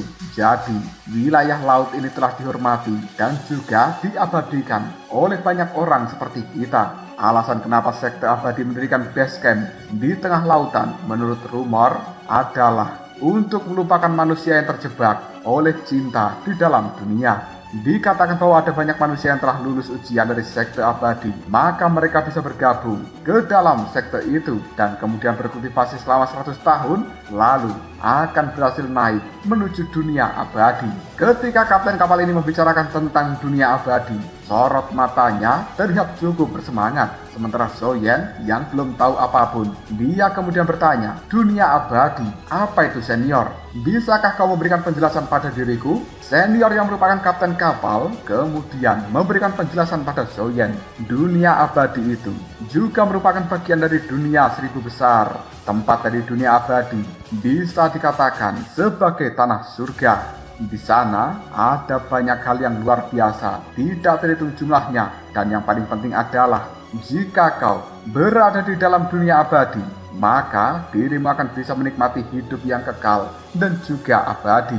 Dunia abadi ini cukup dekat dengan pusat dari dunia 1000 besar. Banyak orang ingin melangkah menuju dunia abadi dan mereka sebenarnya ingin mengejar jalan tertinggi dari dunia 1000 besar ini. Dunia abadi benar-benar surga yang diimpikan oleh banyak orang. Mendengarkan penjelasan dari kapten kapal ini membuat Xiaoyan menganggukkan kepalanya dan kemudian berkata, "Senior, mungkinkah dirimu akan melaut dan bisakah aku ikut bersama dengan dirimu?" Sang kapten kapal menganggukkan kepalanya dan kemudian dia mengatakan, "Tentu saja, mari kau ikut masuk ke dalam kapal feri milikku dan aku akan mengantarkanmu menuju pulau yang berada di tengah laut dan itu merupakan markas dari sekte abadi." Xiaoyan hanya bisa menganggukkan kepalanya dan kemudian dia bersama dengan kapten kapal ini langsung memasuki kapal feri yang besar. Tanpa ragu lagi, juru mudi dari kapal feri ini langsung menjalankan kapalnya dan raut wajahnya terlihat sangat senang ketika dia mengetahui bahwa Xiaoyan akan menuju sekte abadi.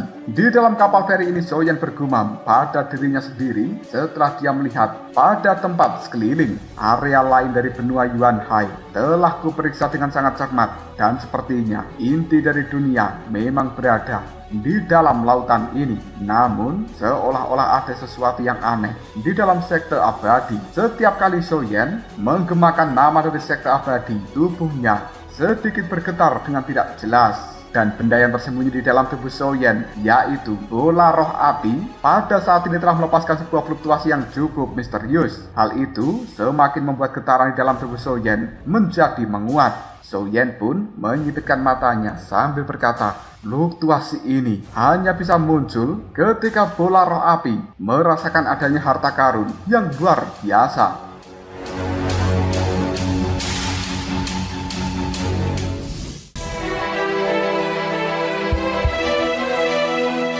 Detik berikutnya, simbol dominasi yang berada di tubuh dari Yen tiba-tiba saja memancarkan sebuah sinar cahaya biru untuk menyelimuti tubuh dari Yen dan kemudian memberikan tekanan pada fluktuasi misterius yang dipancarkan oleh bola roh api. Pandangan mata dari Yen langsung berubah menjadi sangat serius dan kemudian dia pun mengatakan, simbol dominasi dari Raja Naga Baxia bisa mengeluarkan fluktuasi seperti ini, seharusnya itu berhubungan dengan Raja Naga Baxia yang cukup dekat dengan tempat ini. Mungkinkah sebenarnya dia sebuah kejutan yang tidak terduga ini telah muncul di dalam hati dari Yen dan itu membuat Yen menebak-nebak secara tidak jelas.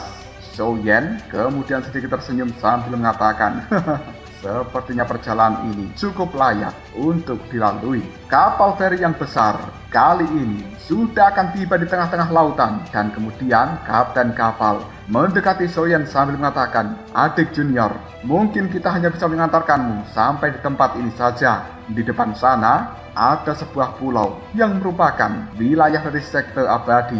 Namun ada desas-desus mengatakan sebelum memasuki pulau itu akan ada kekuatan misterius yang muncul untuk mengisolasi dan bahkan kita tidak bisa melewati kekuatan misterius itu. Mungkin kau bisa pergi dan mencobanya sendiri. Yen menganggukkan kepalanya sambil mengatakan, baiklah senior, aku berterima kasih banyak padamu karena telah mengantarkanku sampai tempat ini. Setelah mengatakan hal seperti itu, Yen pun langsung naik ke udara dan kemudian dia melemparkan sekantong koin emas lalu pergi dalam seketika. Juru mudi dari kapal feri ini kemudian memungut kantong yang dilemparkan Yen dan dia pun membukanya. Lalu raut wajahnya berubah dalam sekejap. Dia pun segera mengatakan, kapten, sebenarnya ini adalah 10.000 koin emas. Sang kapten kapal tiba-tiba saja tertawa. Orang itu sepertinya dia adalah master yang tersembunyi. 10.000 koin emas adalah sesuatu yang sangat banyak. Kita kembali berpindah ke tempat dari Yen berada. Kali ini Yen telah berdiri di tengah-tengah lautan.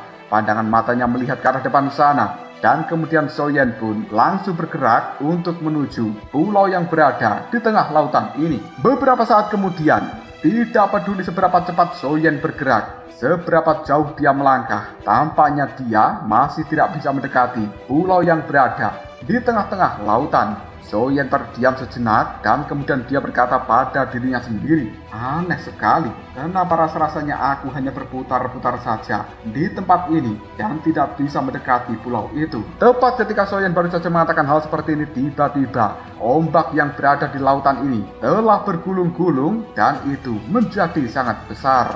Seolah-olah ombak ini akan melahap tubuh dari Yen. Namun Yen tidak takut sama sekali. Pandangan matanya kemudian melihat pada sesuatu yang berada di atas ombak. Yen kemudian berkata, sebenarnya ombak ini memiliki fluktuasi formasi. Baru saja mengatakan hal seperti itu, simbol dominasi yang berada di dalam tubuh dari Yen langsung memancarkan sinar cahaya biru. Tidak butuh waktu yang lama, ombak yang menuju ke arah Yen langsung berhenti dalam seketika. Dan bagian tengah dari ombak tersebut ini telah langsung berubah menjadi sebuah lubang. Yen ketika menyaksikan hal seperti ini raut wajahnya penuh dengan semangat. Yen pun segera tertawa dan kemudian dia mengatakan, ini benar-benar menakjubkan. Aku kira aku akan dilahap oleh ombak besar, tapi ternyata simbol dominasi langsung membentuk sebuah lubang di ombak tersebut. Tampaknya lautan ini memang ada hubungannya dengan simbol dominasi Raja Baxia. Sebelum memasuki lubang tersebut, pandangan mata Yen mengintip dan kemudian dia telah melihat pulau yang berada di depan sana. Kali ini terlihat nampak aneh karena Yen telah menemukan adanya sebuah batu yang besar di bawah pulau tersebut dan samar-samar sepertinya batu yang besar itu adalah makhluk hidup. Sebenarnya yang dinamakan pulau dari sekte abadi adalah pulau yang sangat besar dan kemudian di atas pulau adalah sebuah pegunungan dan itu menjulang tinggi ke langit. Untuk sejenak, Soyen langsung menggelengkan kepalanya. Dia pun kali ini mengatakan, batu itu cukup aneh, tapi sudahlah, mungkin aku akan segera mengetahuinya ketika masuk ke dalam pulau itu. Setelah melewati formasi ini, seharusnya tidak sulit bagi diriku untuk mencapai sekte abadi. Setelah berkata seperti ini, Soyen benar-benar masuk ke dalam lubang yang berada di ombak dan dia pun kini menuju pulau dari sekte abadi. Soyen cukup yakin jika pulau dari sekte abadi itu terkait dengan Raja Naga Baxia. Ombak yang besar setelah dimasuki oleh Soyen tiba-tiba saja kembali pulih seperti sebelumnya. Beberapa saat kemudian Soyen telah masuki pulau. Pandangan matanya melihat ke arah atas yang merupakan puncak pegunungan yang berada di pulau ini. Tampaknya di puncak pegunungan itu adalah markas besar dari sekte abadi. Namun yang membuat aneh adalah untuk menuju ke puncak dari pegunungan hanya ada satu jalan yang cukup terjal. Tanpa ragu, Soyen pun mulai berjalan setapak demi setapak pada jalan yang terjal ini, dan dia juga telah menekan kekuatan yang berada di dalam tubuhnya sehingga Soyen untuk saat ini hanya seperti orang biasa.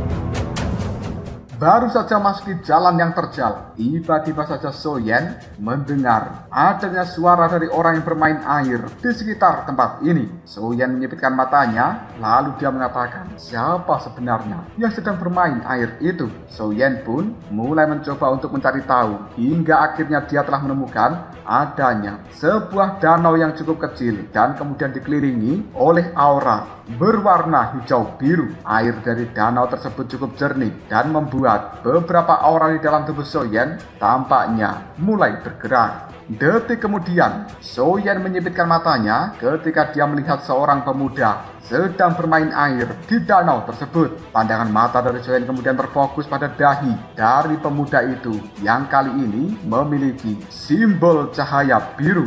Dan simbol cahaya biru itu memiliki bentuk yang cukup mirip dengan segel dominasi milik Soyen. Tiba-tiba saja seorang pemuda yang bernama Zhang Yulang yang sedang bermain air itu merasakan adanya seseorang yang telah mengamati dirinya. Lalu Zhang Yulang pun segera berkata, siapa itu?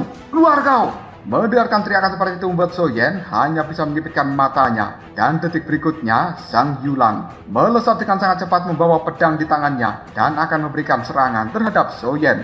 Menyaksikan hal seperti ini, tiba-tiba saja Soyen segera berkata, saudara tunggu dulu, kau jangan salah paham.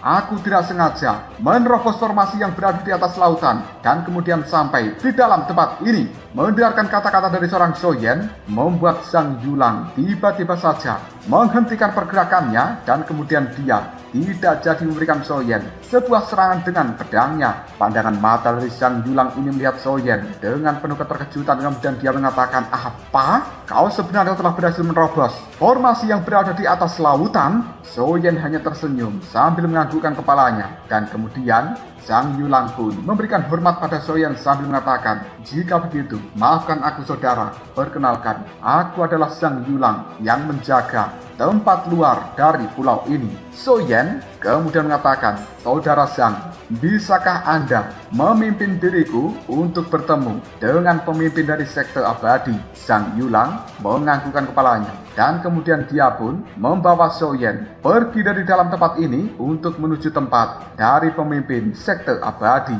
Semakin lama berjalan di dalam pulau, kali ini segel dominasi di dalam tubuh Soyen rasa-rasanya semakin menunjukkan sebuah keanehan. Seolah-olah segel dominasi ini akan segera bertemu dengan tuannya. Soyen hanya bisa menduga-duga apakah yang menjadi pemimpin dari sekte abadi adalah Raja Naga Baxia. Tapi orang itu keberadaannya tidak diketahui. Tidak lama kemudian Soyen bersama dengan Zhang Yulang telah tiba di sebuah tempat yang merupakan hutan di pegunungan ini. Dan tempat itu juga ada sebuah rumah yang kecil. Tanpa ragu lagi Zhang Yulang membuka pintunya, lalu dia mengatakan, guru, ada seseorang yang ingin bertemu dengan Anda. Mata dari Soyen kemudian melihat pada seseorang yang berada di dalam ruangan ini. Orang tersebut sedang duduk di atas karpet dan kemudian mulutnya membaca sebuah mantra yang cukup aneh. Sepertinya dia sedang berdoa pada sesuatu yang berada di hadapannya. Karena saat ini yang berada di hadapan dari orang ini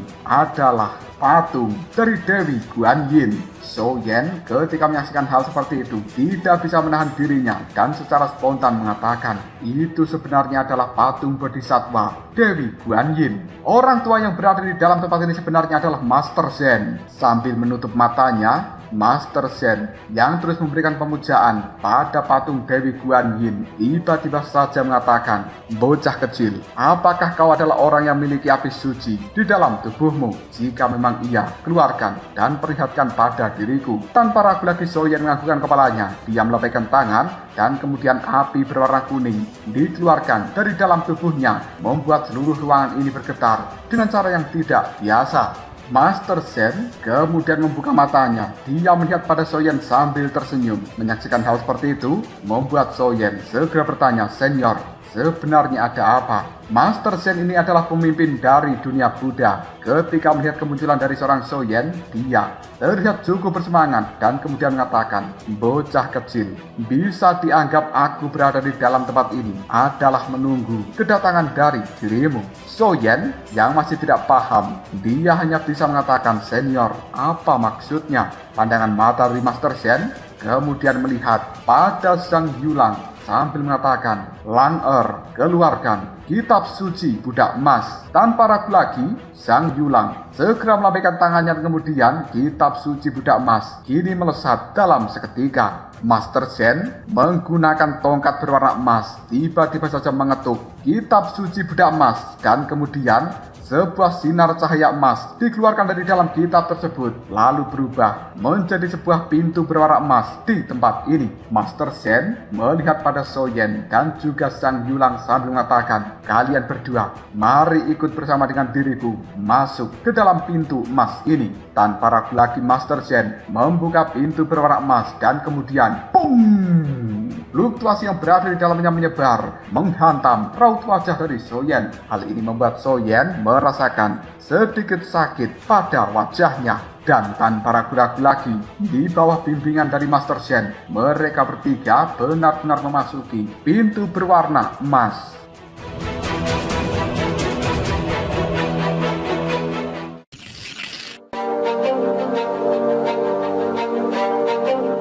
Setelah masuk ke dalam pintu berwarna emas, kali ini pandangan mata dari So Yen telah menyaksikan sebuah dunia yang gelap gulita. Namun tekanan di dalam tempat ini sangat mengerikan dan rasa-rasanya itu adalah tekanan air yang sangat kuat. So Yen melihat pada kekosongan yang berada di sampingnya dan tubuhnya saat ini bergetar dengan cara yang cukup hebat. So Yen pun kemudian mengatakan, "Master, sebenarnya di mana ini?" Mata dari So Yen sedikit menyipit untuk beradaptasi dengan kegelapan dan kemudian arus hitam serta gelombang energi kini telah menerjang mereka bertiga yang berada di dalam tempat ini. So Yen bisa merasakan adanya kekuatan jahat yang cukup menjijikkan dan juga tidak terhitung jumlahnya di dalam tempat yang gelap ini. Jika pikiran seseorang tidak kuat, mungkin mereka akan langsung terkikis oleh fluktuasi kekuatan jahat itu dan kemudian hilang kesadaran dalam seketika. Master Zen tiba-tiba saja mengeluarkan sebuah mantra. Dan kali ini tongkat emas yang berada di tangannya langsung memancarkan sebuah sinar cahaya emas untuk melindungi tubuh mereka bertiga sehingga kegelapan bisa sedikit diatasi dan tekanan di dalam tempat ini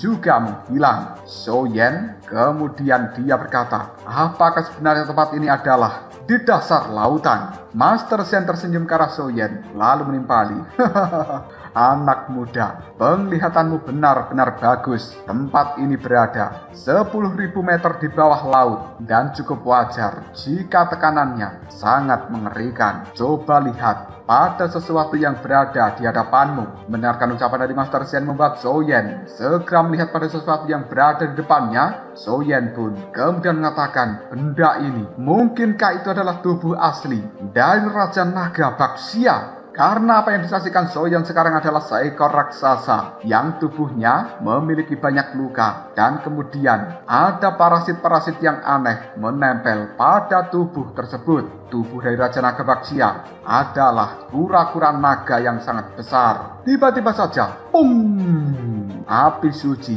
dan juga kekuatan dari segel dominasi yang berada di dalam tubuh Soyen dilepaskan secara bersama-sama. Dan hal itu memperkuat perisai cahaya budak emas yang telah diciptakan oleh tongkat dari Master Zen. Alasan kenapa dua kekuatan milik Soyen itu keluar adalah parasit yang telah menempel di tubuh dari Raja Naga Baxia. Karena parasit itu memiliki kekuatan dari ras jahat asing. Soyen menggelengkan kepalanya dan kemudian dia mengatakan, lagi-lagi aku bertemu dengan sesuatu yang merepotkan dari ras jahat asing seperti ini. Master Zen melihat pada Soyen dan kemudian dia berkata, bocah kecil, aku percaya bahwa kau seharusnya bisa merasakan bahwa makhluk raksasa yang berada di hadapanmu adalah tubuh asli dari Raja Naga Baxia. Orang itu merupakan bagian dari dunia Buddha dan tidak peduli dengan urusan dunia. Namun saat itu Raja Naga Baxia telah dikepung dan juga dibunuh oleh orang-orang jahat dari ras jahat asing. Sebelum Raja Naga Baxia benar-benar tewas, dia telah melarikan diri dan kemudian menceburkan dirinya di dalam lautan ini. Dia kemudian memberikan sebuah pesan pada diriku untuk menjaga tubuhnya yang berada di dalam lautan. Setelah 10.000 tahun lamanya, penantianku tidak sia-sia. Akhirnya kau, orang yang ditakdirkan, telah datang. Ketika mengatakan hal seperti ini, sebuah kegembiraan muncul dalam pandangan mata dari Master Zen.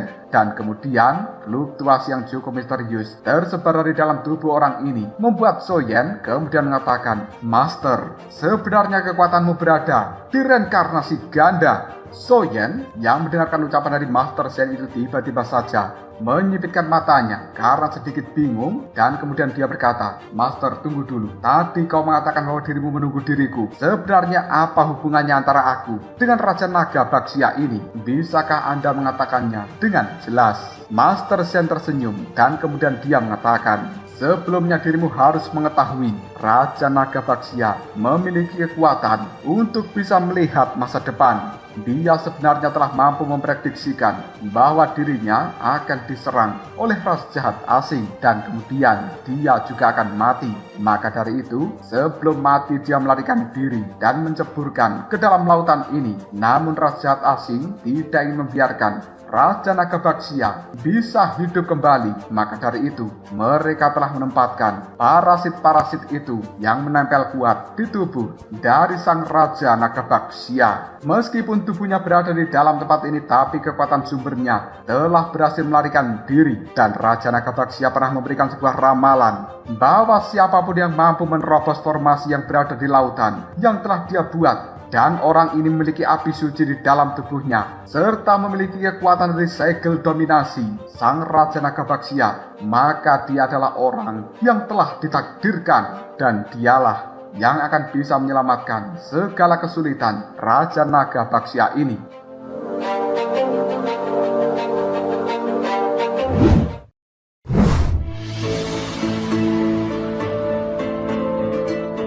Soyen ketika mendengarkan hal seperti itu hanya bisa menganggukkan kepalanya dan kemudian dia mengatakan, tapi senior, kekuatan dari parasit-parasit ini terlalu tirani. Aku tidak cukup yakin akan bisa menghadapinya. Bagaimanapun juga parasit jahat yang menempel di tubuh asli dari Raja Naga Baxia yang merupakan kura-kura naga raksasa ini adalah sesuatu yang ditinggalkan oleh orang kuat dari ras jahat asing. Kekuatan dari Zheng Yulang terlalu lemah. Meskipun dia memiliki kultivasi yang cukup unik, tapi dia tidak banyak membantu. Di sisi lain, kekuatan dari Master Zen hanya berada di reinkarnasi ganda. Bahkan jika dia bergabung dengan Soyen, juga cukup sulit untuk menghadapi parasit ini. Master Zen cukup paham dengan kekhawatiran dari seorang Soyen. Hal itu membuatnya segera berkata, tubuh dari Raja Naga Baxia adalah sesuatu yang cukup istimewa dan itu mampu menahan serangan. Di bawah tingkat keempat reinkarnasi, sang raja juga telah meninggalkan sebuah ramalan secara alami.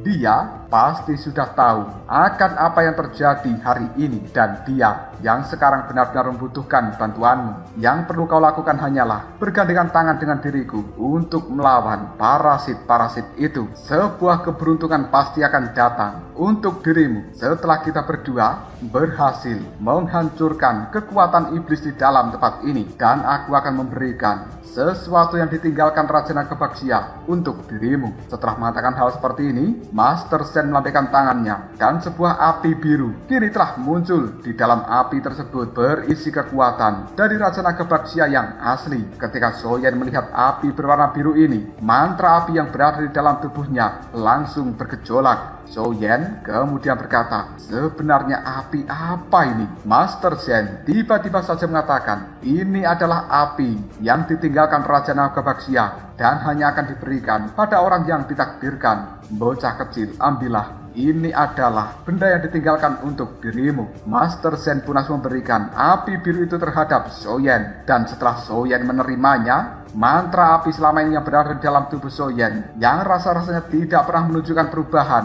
tiba-tiba saja mulai berubah dengan cara yang aneh. Dan detik berikutnya, parasit-parasit yang telah menempel di tubuh kura-kura naga dari Raja Nagabaksia ini juga sedikit bergerak, seolah-olah makhluk tersebut akan segera terbangun. Jika hal ini benar-benar terbangun, kemungkinan akan terjadi pertempuran yang nyata di dasar lautan.